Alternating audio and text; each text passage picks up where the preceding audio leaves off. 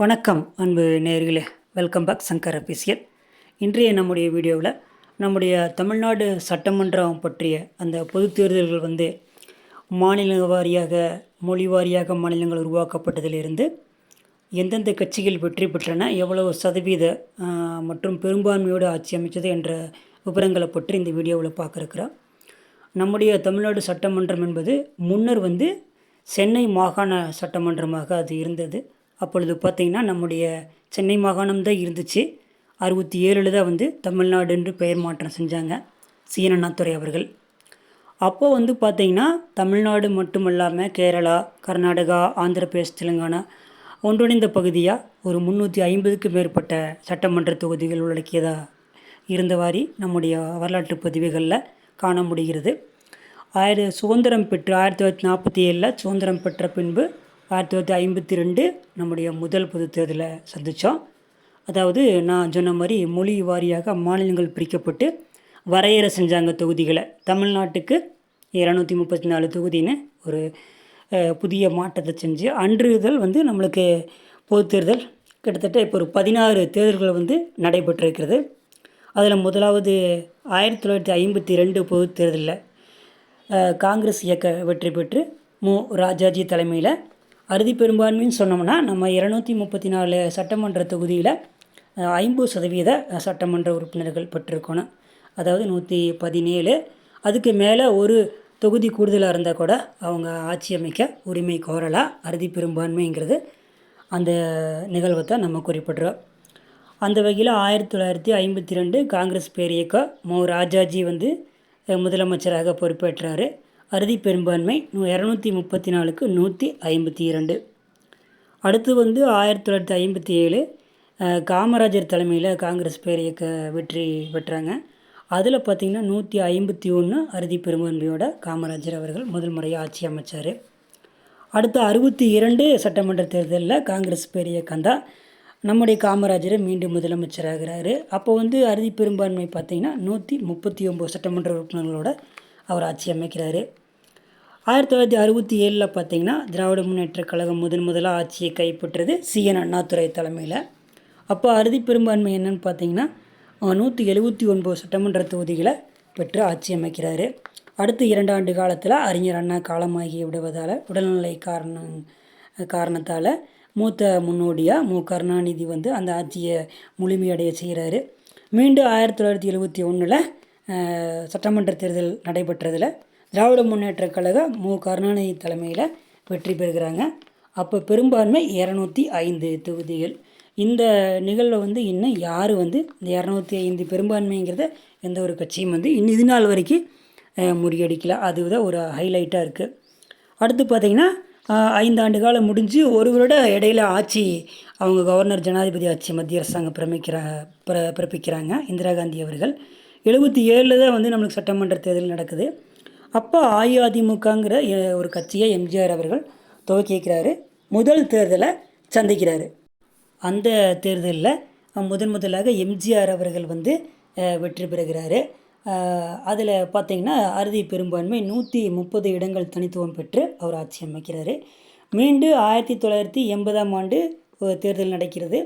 அதாவது அஇஅதிமுக அந்த ஒரு தேர்தலையும் வெற்றி பெறுறாங்க. பெரும்பான்மை 129 இடங்கள் பெற்று எம்ஜிஆர் அவர்களை மீண்டும் ஆட்சி அமைக்கிறாங்க. மறுபடியும் 1984ஆம் ஆண்டு பொது தேர்தல் நடைபெறுகிறது.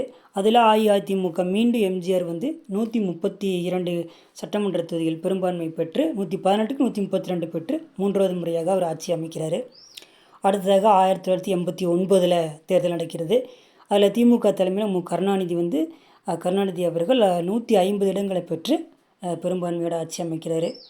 அடுத்து 1991 அஇஅதிமுக தலைமை ஜெயலலிதா தலைமையில் முதல் முறையாக 164 இடங்களை பெற்று ஆட்சி அமைக்கிறாங்க. அடுத்து 1996ஆம் ஆண்டு நடந்த பொது தேர்தலில் கருணாநிதி அவர்கள் தலைமையில் திராவிட முன்னேற்றக் கழகம் 173 பெரும்பான்மை பெற்று ஆட்சி அமைக்கிறாங்க. மீண்டும் 5 ஆண்டுகள் கழித்து 2001 அதிமுக ஜெயலலிதா தலைமையில் 132 இடங்கள் பெற்று பெரும்பான்மை பெற்று ஆட்சி அமைக்கிறாங்க. அடுத்து 2006ஆம் ஆண்டு நடந்த பொதுத் தேர்தலில் திமுக தலைமையிலான கருணாநிதி அவர்கள் வந்து அறுதி பெரும்பான்மை அவர்கள் தனித்துவமாக பெறவில்லை.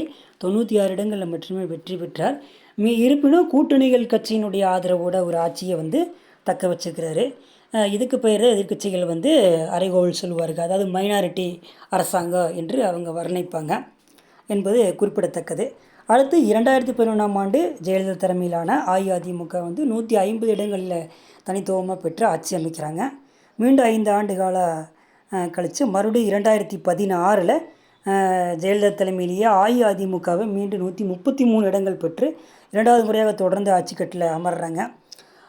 அடுத்து வந்து இடையில வந்து அஇஅதிமுக பொதுச் செயலாளர் ஜெயலலிதா இறந்ததுனால எடப்பாடி பழனிசாமி அவர்கள் ஆட்சியை நடத்தி அதை ஃபினிஷ் பண்ணுறாரு.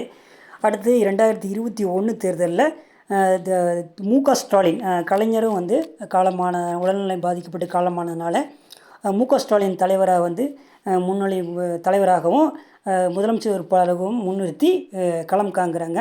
அதில் உங்களுக்கு தெரியும் 125 தனித்துவமாக பெற்று திமுக ஆட்சியை அமைச்சாங்க. இப்போ அவங்க தான் இருந்துகிட்ருக்குறாங்க. இப்போ நடந்து முடிந்த சில தினங்களுக்கு முன் நடந்து முடிந்த 2026 தேர்தல்களில் நம்முடைய குறிப்பிட்ட சம்பவமாக பேசக்கூடியது என்ன அப்படின்னா, அதிக அளவிலான முன் எப்போதும் இல்லாத அதிக அளவிலான, அதாவது 1952 முதல் இன்று வரைக்கும் 16 தேர்தல்கள் வந்து நடந்து முடிந்திருக்கிறது. இது 17வது தேர்தல் நடந்து முடிந்து இப்போது நாம் வெயிட்டிங்க்கு இருக்கிறோம்.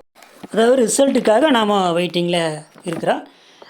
நம்ம குறிப்பிட்டு பேச வேண்டிய சம்பவம் என்னவென்றால், 16 தேர்தல்கள் நடந்து முடிந்து இது 17வது தேர்தல் நடந்து முடிந்திருக்கிறது. இந்த 16 தேர்தல்களிலும் இல்லாத வாக்கு சதவீதம் இந்த 17வது தேர்தலில், அதாவது அதிகபட்சமாக 85.15% வாக்குப்பதிவாக இருக்கிறது.